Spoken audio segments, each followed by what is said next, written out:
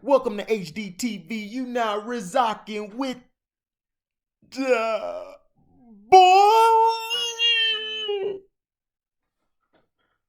Now, from Yahoo Sports, this is reported by Drew Schiller.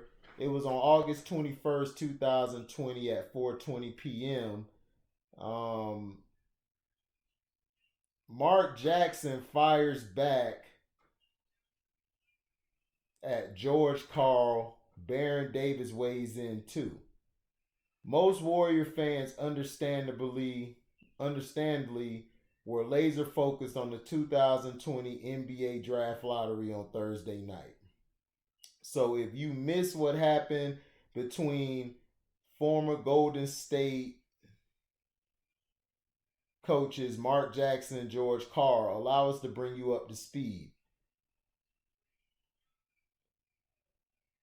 Sorry about that. During the Los Angeles Lakers Portland Trailblazers broadcast, Jackson said something about Carmelo Anthony that Karl took personal. I heard George Karl on Twitter says, and his Twitter handle is at Coach Karl 22. He says, I heard at Mark Jackson 13, which is Mark Jackson's Twitter handle is taking shots at my defensive coaching during tonight's broadcast. Remind me, how many All-Star teams did you coach, Mark? How many Defensive Player of the Years? How many finals appearances? How many of my teams became dynasties right after I left? It didn't take long for Jackson to respond, and he basically was responding back to George Karl. Mark Jackson's Twitter handle is at MarkJackson13. Wasn't even thinking of you. By the way, I never lost to you in the playoffs as a player or as a coach. God bless you and yours. Jackson and the Warriors upset Karl and the Nuggets in their first round NBA playoff matchup in 2013, and in their first round NBA playoff matchup in 2013, and in the first round of the 2000 NBA playoffs, when Jackson was a player, his Indiana Pacers defeated the Karl coached Milwaukee Bucks. It's clear whose side former Warriors point guard Baron Davis is on. How are you considered a Hall of Fame coach when you ruin more careers than you help? Wins can be deceiving. And that's Baron Davis on Twitter, and he's at Baron Davis, all one word. In the age of social media, you never know what you might see. The content machine just keeps on rolling along.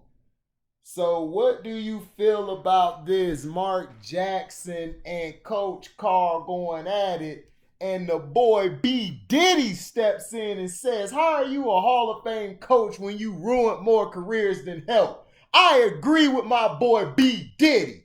George Karl is the most overrated coach ever. And I believe he got cancer.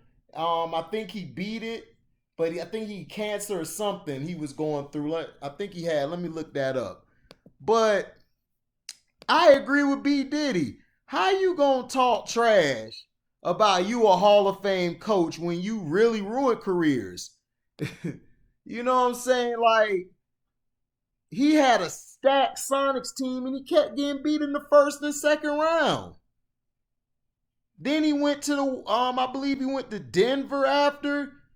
No, he went to Milwaukee. That had a stacked team and they got beat.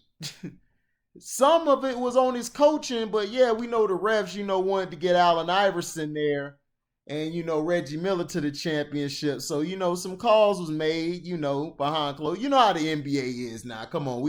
If you guys don't know this game is fixed by now, then y'all just on that dope, man. And I can't help you get off of it. You got to help yourself. But there's nothing wrong with what Mark Jackson was saying. He was just talking about the defense of what was taught.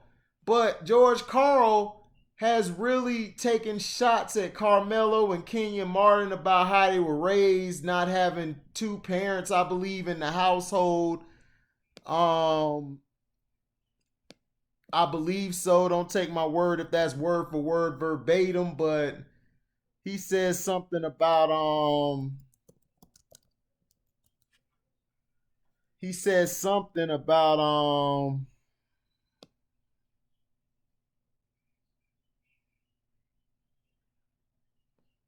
my bad, I'm watching this game too. He basically yeah, he coached the Kings from 2015 to 16. He got into it the first day with DeMarcus Cousins when I believe he tried to get him traded behind his back. And then he coached Seattle back in the day, 92 to 98. He had a stacked Seattle team and he choked those games away. Then he coached Milwaukee.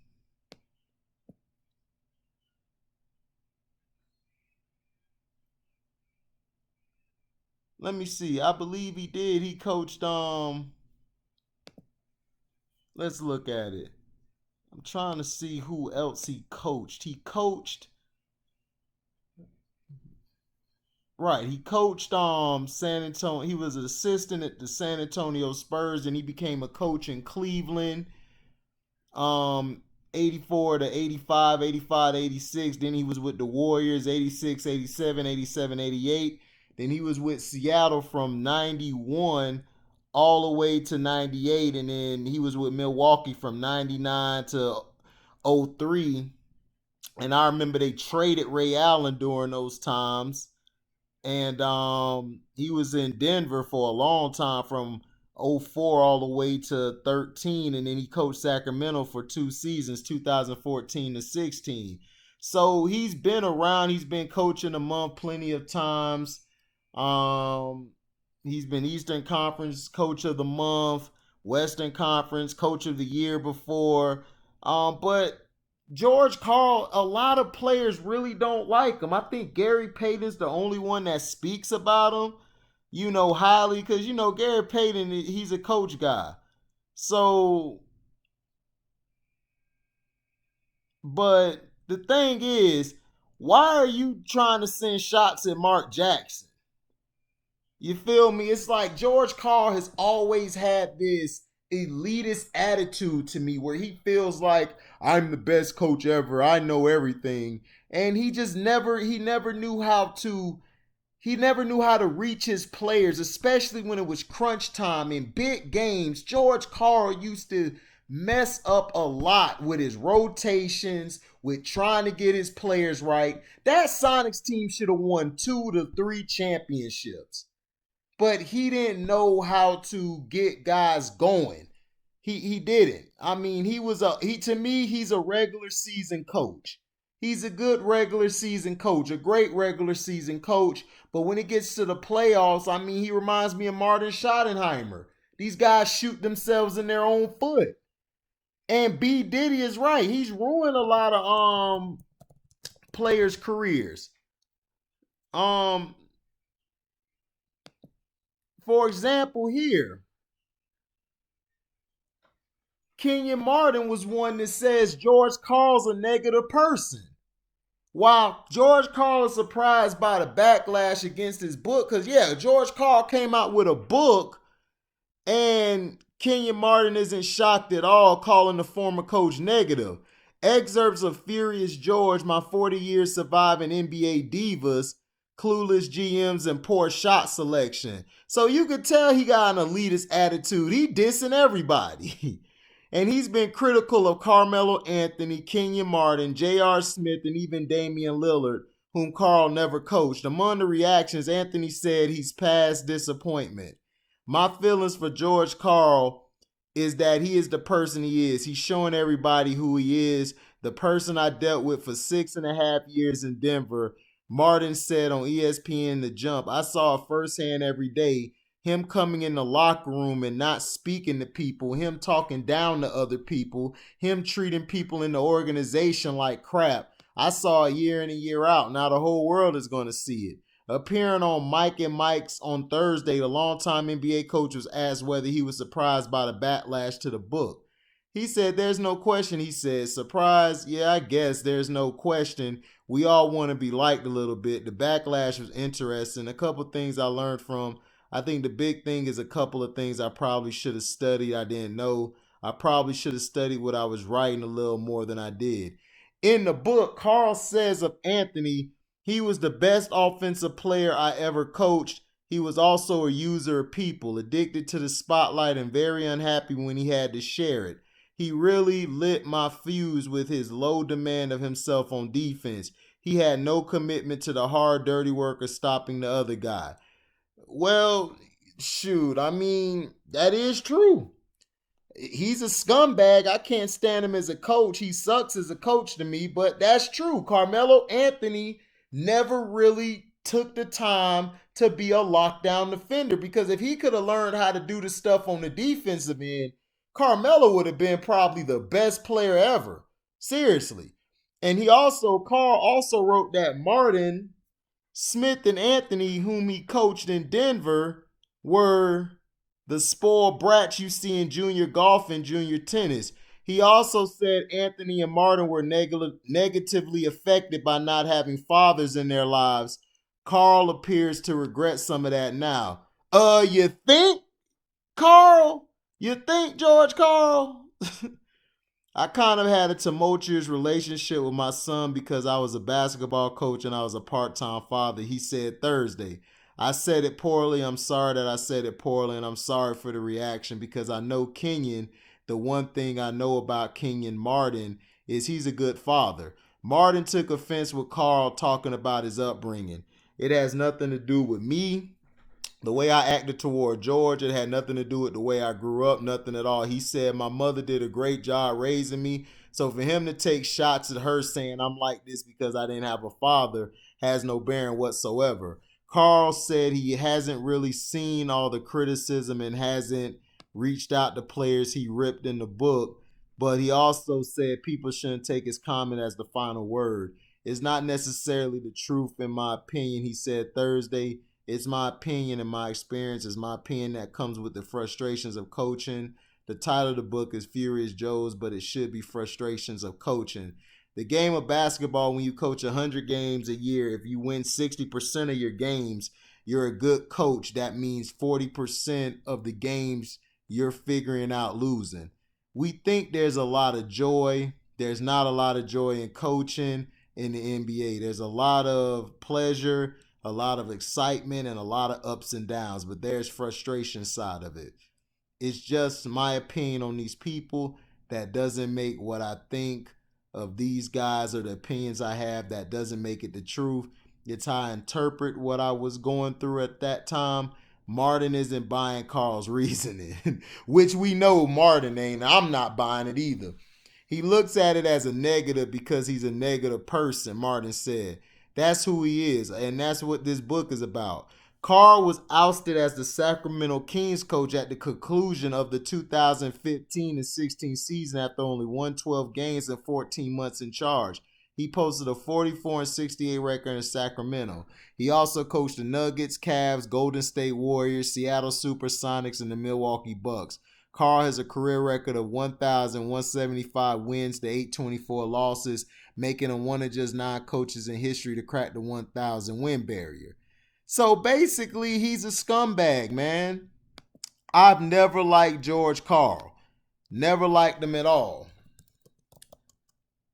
Now, he says some truths there about Carmelo's defensive, but see, this is what George Carl got to understand, and this is what I like to tell the pink folk or white people you want to call them. I call them the pink folk, because you got to understand, you do not understand what's going on in that man's household. Leave it sports.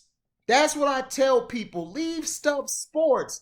Don't bring outside things in that has nothing to do with anything. MArkjackson was well liked because he kept it basketball. He didn't take it outside of basketball. You know it, and the things that he has said, it's just frustrating because George Karl had the potential to win about 5 or 6 championships. But his problem is he didn't know how to interact or reach the players. That's one thing I give Phil Jackson when dealing with talent.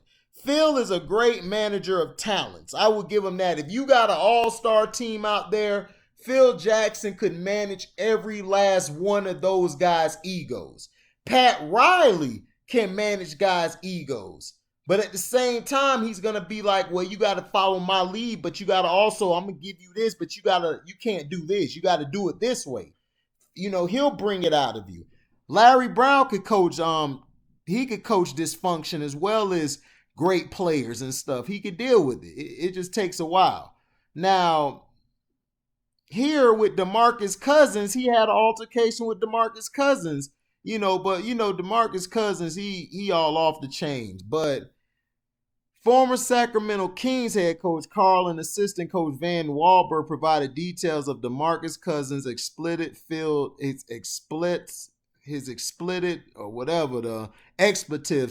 filled rant during the team's slow start to the 2015-16 season. And Carl and Wahlberg appeared on the Purple Talk on that Friday. James Ham of NBC Sports Bay Area Friday to discuss their time in Sacramento, including Cousins verbally attacking Carl for nearly a minute following a loss to the Spurs that dropped the team's record to 1-7. As soon as Carl walks in, DeMarcus just goes off. Wahlberg said, "Coach hasn't even said a word, and it's F you, coach. You think you're effing Hall of Fame coach. All the hell you care about is your wins. You don't give a it about us."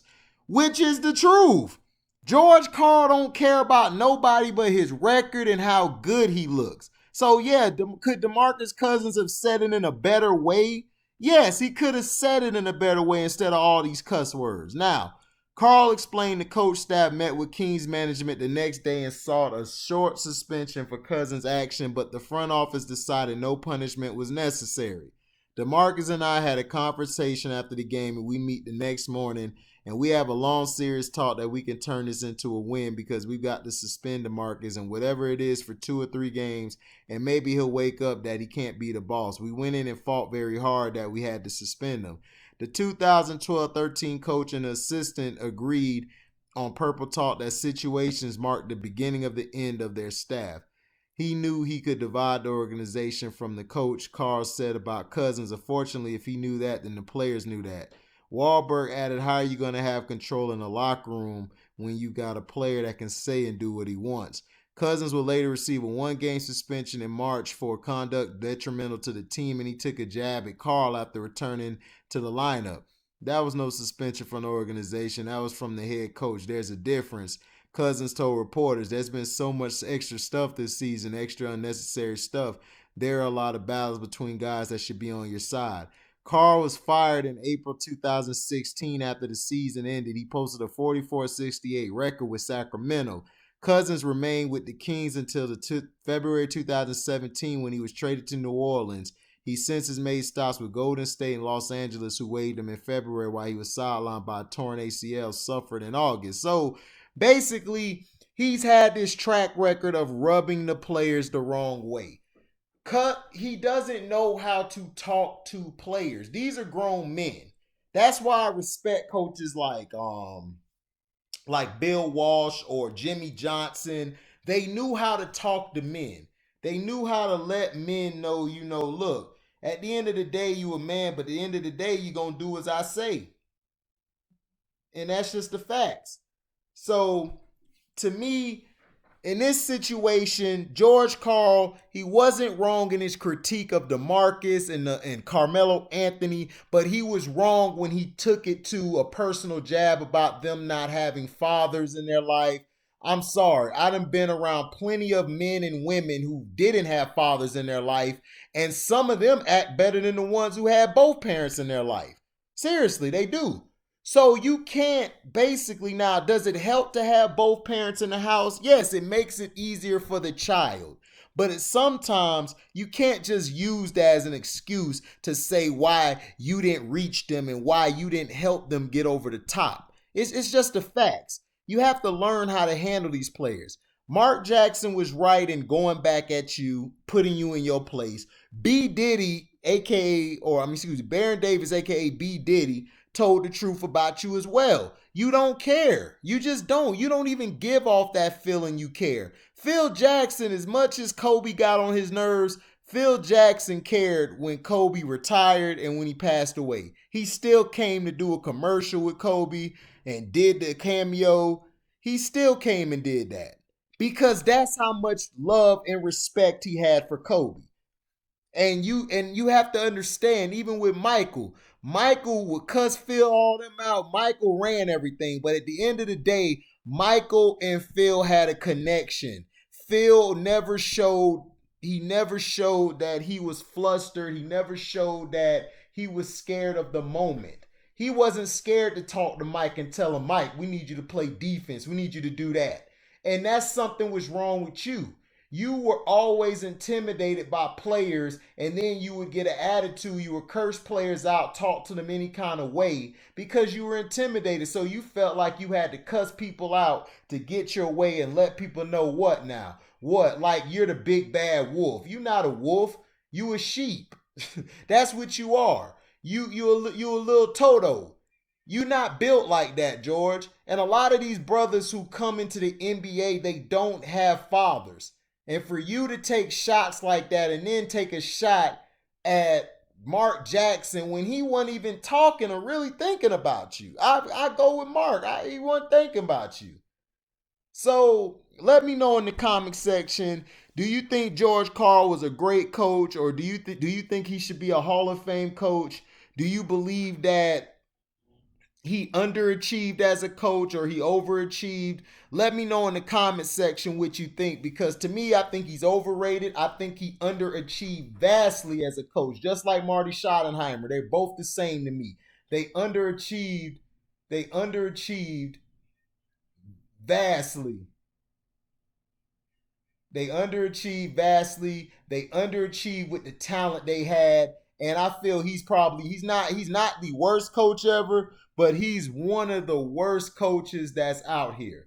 So let me know in the comment section what you think about George Karl and the Mark Jackson beef. Was his comeback valid?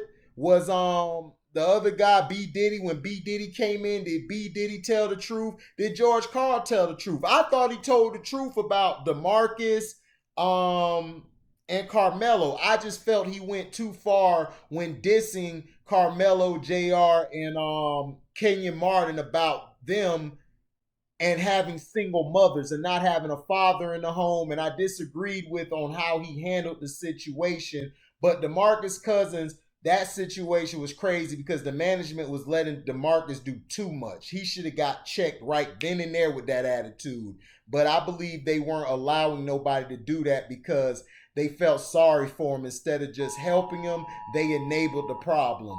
So let me know in the comment section what you think. Like I said, like, comment, share, subscribe, and hit the notification bell and select all so you can receive upcoming new content. And my Cash App is welcome the number 2 HDIITV. Okay, again, it's the word welcome and then the number 2, and then HDIITV, and it's all one word in my Cash App. And go support OTM on the Mark with Cliff and Tracy every Monday between, I believe, 4 to 9. And like I said, it's on Facebook, Instagram, and YouTube. I have to get with them and see are they just on Facebook, but check it out and let them know. And shoot, man, we out. La boy.